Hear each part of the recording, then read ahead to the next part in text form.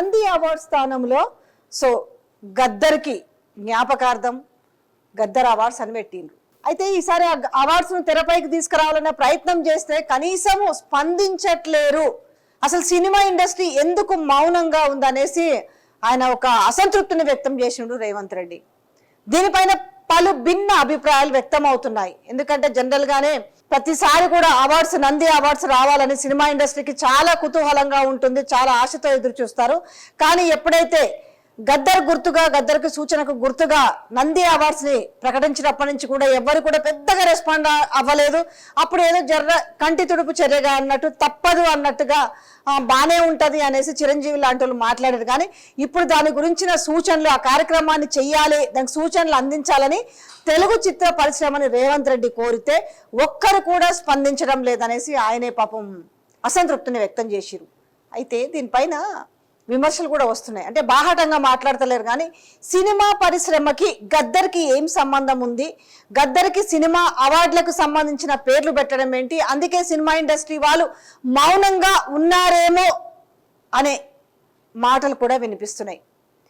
మరి ఒకవేళ నిజంగానే పాజిటివ్గా సినిమా ఇండస్ట్రీ తీసుకుంటే సలహాలు సూచనలు ఇవ్వాలి, అవార్డ్స్ విషయంలో కొత్త కార్యక్రమాన్ని తెరపైకి తీసుకొస్తున్నాం, కొత్త సూచనలు సలహాలు ఇవ్వాలన్నప్పుడు ఎందుకు ఇండస్ట్రీ మౌనంగా ఉందనే చర్చ సాగుతుంది.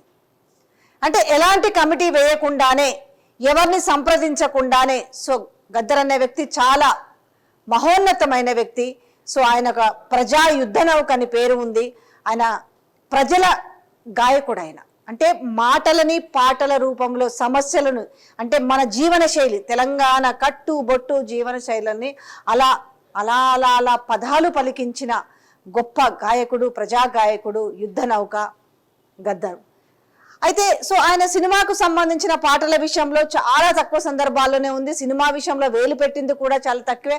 అలాంటిది ఒక్కసారిగా ఆ రోజు ఎలక్షన్ల నేపథ్యంలో చాలా హంగామా చేసిన విషయము, ఆర్భాటం చేసిన విషయం గుర్తుంది. ఆ తర్వాత కంటోన్మెంట్ టికెట్ గద్దర్ కూతురికి వెన్నెలకు కూడా ఇచ్చిరు. సో ఆమె ఓటం పాలైంది.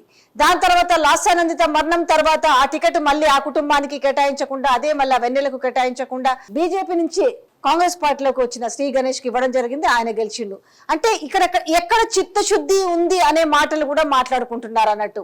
సో ఆ రోజు కూడా అంటే సినిమా నంది అవార్డ్స్ విషయంలో కూడా ఒక గద్దర్ పేరు పెట్టడాన్ని కూడా చాలా మంది సినీ ప్రముఖులు అనేది అంటే లోపట మాట్లాడుకుంటున్నారు, గుసగుసలు మాట్లాడుకుంటున్నారు.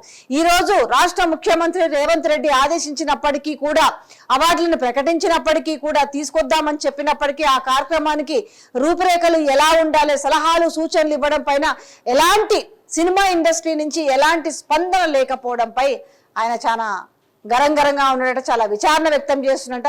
నేను ఇంత మంచి ప్రోగ్రామ్స్ తీసుకొస్తుంటే ఎందుకు వీళ్ళు మౌనంగా ఉంది సినిమా ఇండస్ట్రీ అనేది ఒకవైపు ఆయన మాట్లాడుతుంటే, మరొక వైపు మాత్రం అసలు అవార్డు పేరు పెట్టేటప్పుడు ఎవరిని సంప్రదించారు, సినిమాలకి గద్దర్కు ఏం సంబంధము, ఆయన ఒక ప్రజా గాయకుడు కదా, ప్రజా గాయకుడిగా ఆయన గౌరవిస్తాం. కానీ సో ఎప్పటి నుంచో ఉన్న నంది అవార్డ్స్ కి గద్దర్ పేరు తేవడం ఏంటి అనేసి వాళ్ళు అందుకనే మౌనంగా ఉన్నారంట. ఇక్కడ ముఖ్యమంత్రి రేవంత్ రెడ్డి చెప్పినప్పటికి కూడా, వాళ్ళ స్పందన తెలియజేయండి అని అడిగినప్పటికి కూడా వాళ్ళు చాలా మౌనం వహించడానికి కారణం వెనుక ఇవే కారణాలు ఉండొచ్చు అనే చర్చ జరుగుతుంది.